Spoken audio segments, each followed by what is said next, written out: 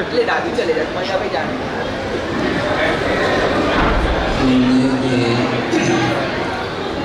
चरणों में आपका आना हुआ था जबलपुर में,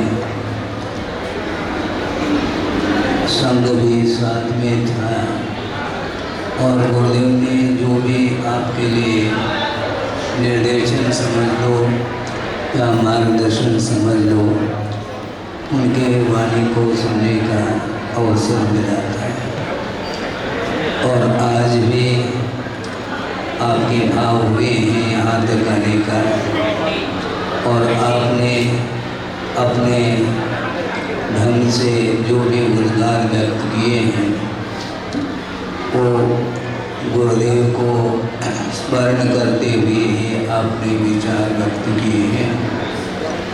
गुरुदेव ने जो साधना अपने जीवन में की है वो अपने आप में अनूठी साधना है और अहिंसा केंद्र है धर्म का।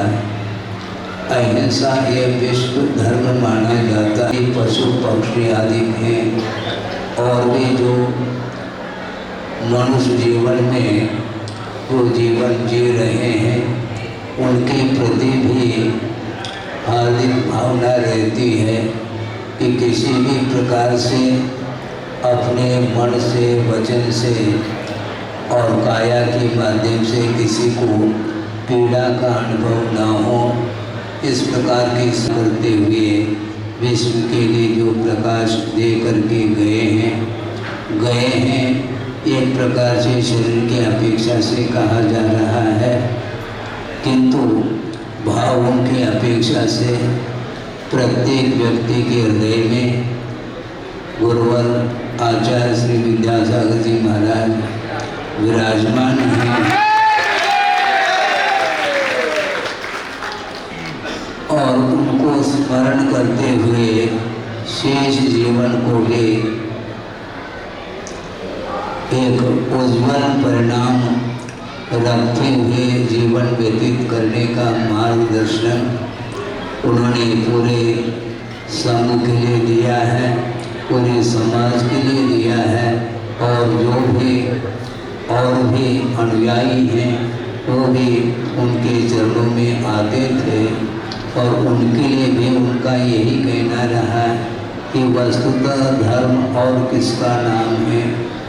प्रकृति में रह कर के जीवन जो व्यतीत करता है उसका मन हमेशा निर्मल उज्ज्वल रहता है, इसलिए मन को विकृत कभी भी नहीं करना चाहिए। और मन विकृत जो होता है वह पर के साथ स्वामित्व रखने से ही मन में विकृति आती है। इसलिए किसी भी पर वस्तु के प्रति, चाहे वह चेतनात्मक वस्तु हो चाहे जड़ पदार्थ हो, और स्वामित्व का भाव नहीं रखते हुए यदि जीवन जीते हैं तो निश्चित रूप से आत्मा का कल्याण हो सकता है। आत्म कल्याण की दृष्टि से इस प्रकार की साधना के लिए उन्होंने प्रेरणा दी है और प्राणी मात्र के प्रति उन्होंने प्रोत्साहन दिया है। उसी प्रकार के उनके जीवन को आत्मसात करते हुए उनके संकेतों को और उनके आदेश आदि को आत्मसात करते हुए हम अपने जीवन को व्यतीत करते हैं तो निश्चित रूप से मोक्ष कोई दूर नहीं होता। यहीं पर मुक्ति मिलती है। बंधन से मुक्ति जिसको मिलती है उसी का नाम मोक्ष है।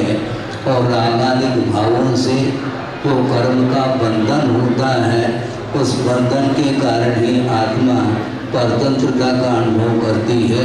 इसलिए बंधन से मुक्त होने के लिए अहिंसामय धर्म के शरण में जो जाता है निश्चित रूप से वह स्वतंत्रता का और सुख का शांति का अनुभव कर सकता है। करे इस पवित्र भावना के साथ अहिंसा परमो